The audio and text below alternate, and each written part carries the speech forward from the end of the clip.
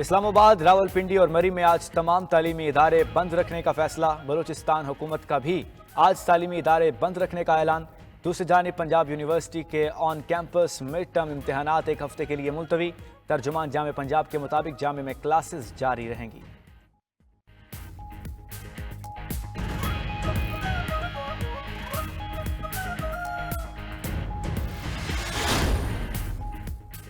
جو شر پھیلانے آئے گا پکڑ لیا جائے گا۔ وزیر داخلہ محسن نقوی کا دو ٹوک پیغام۔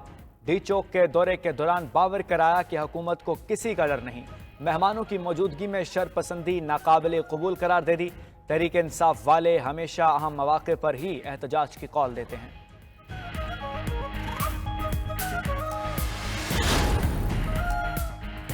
بیلاروس کے صدر الیگزینڈر لوکاشینکو آج اسلام آباد پہنچیں گے۔ بیلاروس کا 68 رکنی وفد اسلام آباد پہنچ چکا۔ وفاقی وزیر داخلہ محسن نقوی نے استقبال کیا۔ اعلیٰ سطح کے وفد میں بیلاروس کے وزراء اور چیئرمین ملٹری انڈسٹری کمیٹی شامل۔ 43 بڑی کاروباری شخصیات بھی وفد کے ہمراہ۔ بیلاروس کے صدر الیگزینڈر لوکاشینکو آج اسلام آباد پہنچیں گے۔ بیلاروس کا 68 رکنی وفد اسلام آباد پہنچ چکا۔ وفاقی وزیر داخلہ محسن نقوی نے استقبال کیا۔ اعلیٰ سطح کے وفد میں بیلاروس کے وزیر خارجہ، وزیر توانائی، وزیر صنعت، وزیر عدل و انصاف، وزیر مواصلات، وزیر قدرتی وسائل، وزیر ہنگامی حالات اور چیئرمین ملٹری انڈسٹری کمیٹی شامل۔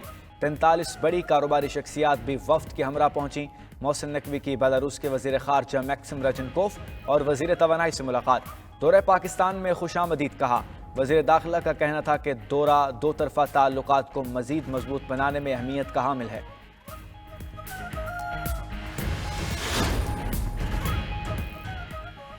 جو شر پھیلانے آئے گا پکڑ لیا جائے گا۔ وزیر داخلہ محسن نقوی کا دو ٹوک پیغام۔ ڈی چوک کے دورے کے دوران باور کرایا کہ حکومت کو کسی کا ڈر نہیں۔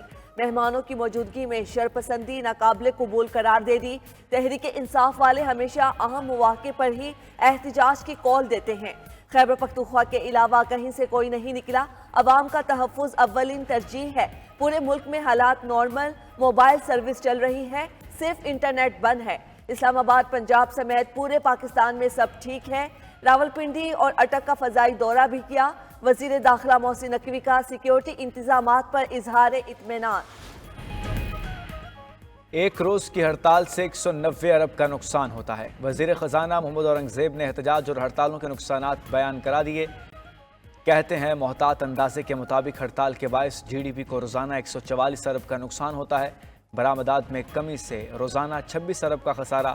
احتجاج کے دوران براہ راست غیر ملکی سرمایہ کاری متاثر ہونے سے روزانہ 3 ارب روپے ڈوب جاتے ہیں۔ صوبوں کو ہونے والے نقصانات الگ ہیں۔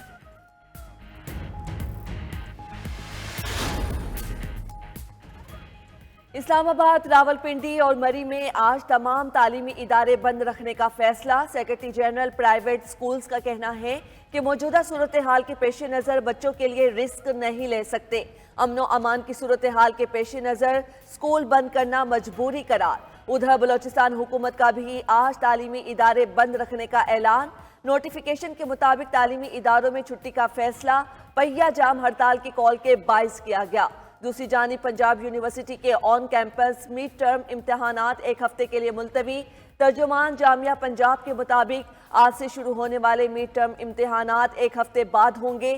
جامعہ میں کلاسز جاری رہیں گی۔ متعلقہ صدور شعبہ جات آن لائن، فزیکل یا ہائبرڈ موڈ پر کلاسز رکھیں گے۔ خدارہ پاکستان کو گھٹیا سیاست پر فوقیت دیں۔ نائب وزیر اعظم اسحاق ڈار پی ٹی آئی کا احتجاج ملک کی وقار کے خلاف سوچی سمجھی سازش قرار دے دی۔ وفاقی وزیر اطلاعات عطا تارڑ کا پی ٹی آئی رہنما کی رضاکارانہ گرفتاریوں کا دعویٰ۔ شہر اقتدار کی سڑکوں پر ڈرائیو کرتے ہوئے کہا کہ پی ٹی آئی ارکان انتظامیہ سے رابطے کر کے کہہ رہے ہیں کہ انہیں گرفتار کر لیا جائے۔ یہ اپنے لیڈر کی رہائی کے لیے این آر او مانگ رہے ہیں۔ وفاقی وزیر مصدق ملک کے بھی شدید تنقید۔ کہا صرف ایک یلغار خیبر پختونخوا سے آ رہی ہے، باقی سب تو خود اپنی گرفتاریوں کے لیے دہائیاں دے رہے ہیں۔ ایسا نہ ہو کہ لیڈران پھر بھاگ کر کے پی ہاؤس جا پہنچیں۔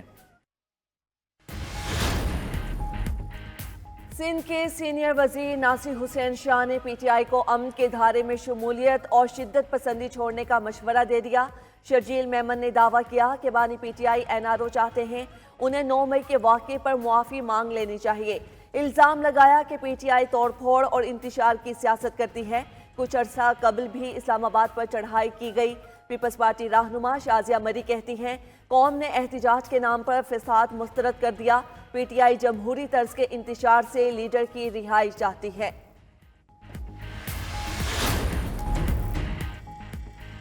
برڈ طوفان نے برطانیہ میں تباہی مچا دی، 4 افراد ہلاک، بجلی کا نظام بیٹھ گیا، 28,000 گھر بجلی سے محروم۔ شمالی آئی لینڈ کی کاؤنٹیز ڈاؤن اور ٹائرون میں موسلادھار بارش کے بعد سڑکیں اور گھر پانی میں ڈوب گئے۔ اسکاٹ لینڈ اور ویلز کے مغربی حصے اور جنوب مشرقی انگلینڈ سمیت شمالی آئی لینڈ میں بھی آج تیز ہواؤں کے ساتھ بارشوں کی پیشگوئی۔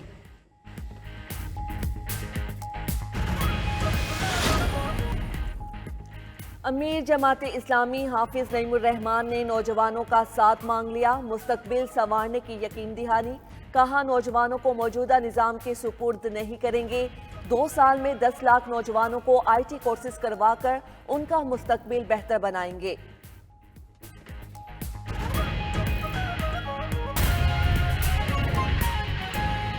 وزیر اطلاعات عطا تارڑ نے کہا کہ بانی پی ٹی آئی اور پی ٹی آئی رہنما رضاکارانہ گرفتاریاں پیش کر رہے ہیں۔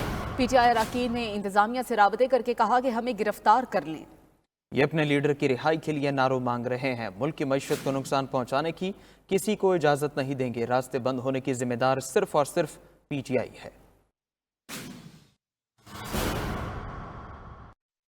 ایسا میں نے اس دن عرض کیا کہ بہت سارے تحریک انصاف کے لوگ نہیں چاہتے کہ ان کا لیڈر باہر آئے، اسی طرح بہت سارے لوگوں نے انتظامیہ سے رابطے کیے ہیں لوور لیول پر، کہا ہے کہ یہ ہمیں گرفتار کر لیں، تو شہر کا امن انشاءاللہ تعالیٰ بحال رہے گا، کسی کو امن خراب کرنے کی اجازت نہیں دیں گے۔ ڈیمانڈ صرف ایک ہے کہ ہمارے سے ڈیل کرو، ہمیں این آر او دو، ہمارا لیڈر رہا کرو۔ یہ حکومتوں کا کام نہیں ہے، یہ کام عدالتوں کا ہے۔ کوئی اجازت نہیں ہے کہ ملک کی اکانومی کو نقصان پہنچایا جائے، کسی کو اجازت نہیں دی جائے گی کہ وہ قانون کو ہاتھ میں لے، اور گرفتاریاں ہوگی، جو یہاں پہنچے گا وہ گرفتار ہوگا۔ بیلاروس کے پریزیڈنٹ آ رہے ہیں انشاءاللہ تعالیٰ پرسوں، کل آج ان کا ایک وفد پہنچ رہا ہے بزنس مین کا، وزراء کا۔ یہ جو راستے بند کیے ہوئے ہیں اس کی ذمہ دار صرف تحریک انصاف۔ وزیر خزانہ محمد اورنگزیب کا کہنا ہے کہ ہڑتالوں سے روزانہ 190 ارب کا نقصان ہوتا ہے۔ احتجاج اور ہڑتالوں سے مارکیٹ پر برے اثرات پڑ رہے ہیں، سرمایہ کاری کے عمل پر بھی برے اثرات ہو رہے ہیں۔ وزیر خزانہ نے کہا کہ محتاط اندازے کے مطابق ہڑتال کے باعث جی ڈی پی کو روزانہ 144 ارب کا نقصان ہوتا ہے۔ برآمدات میں کمی سے روزانہ 26 ارب روپے کا نقصان ہوتا ہے۔ احتجاج کے دوران براہ راست غیر ملکی سرمایہ کاری متاثر ہونے سے روزانہ 3 ارب روپے کا نقصان ہوتا ہے۔ احتجاج کے باعث صوبوں کو ہونے والے نقصانات الگ ہیں، آئی ٹی اور ٹیلی کام کے شعبے میں نقصانات اس کے علاوہ ہیں۔ وزیر خزانہ محمد اورنگزیب کا کہنا ہے کہ ہڑتالوں سے روزانہ 190 ارب کا نقصان ہوتا ہے۔ احتجاج اور ہڑتالوں سے مارکیٹ پر برے اثرات پڑ رہے ہیں، سرمایہ کاری کے عمل پر بھی برے اثرات پڑ رہے ہیں۔ نائب وزیر اعظم اسحاق ڈار نے ٹویٹ کیا ہے کہ بار بار ایسے دن احتجاج کی کال کیوں دی جاتی ہے جب اہم بین الاقوامی شخصیت پاکستان آ رہی ہو۔ چاہے چینی وزیر اعظم کا دورہ ہو یا ایس سی او سمٹ کے لیے سربراہان مملکت کی آمد ہو، بیلاروس کے صدر کا کل دورہ ہے۔ وزراء اور اہم کاروباری شخصیات آج اسلام آباد آ رہی ہیں۔ اسحاق ڈار نے سوال کیا کہ یہ سیاسی احتجاج ہے یا ملک کی عزت اور وقار کے ساتھ سوچی سمجھی سازش؟ خدارہ پاکستان کو اپنی گھٹیا سیاست پر فوقیت دیں۔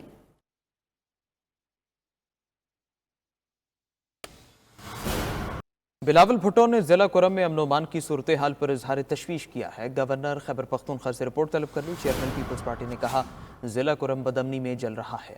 صوبائی حکومت لاپتہ ہے، امن و امان کا قیام صوبائی حکومت کی اولین ذمہ داری ہے۔ ضلع کرم میں شہری اپنے گھروں میں بھی محفوظ نہیں ہیں۔ حکومت کی خاموشی دہشت گردوں کا اتحادی بننے کے مترادف ہے۔ پی ٹی آئی حکومت شہریوں کو تحفظ فراہم کرنے میں ناکام ہو چکی ہے۔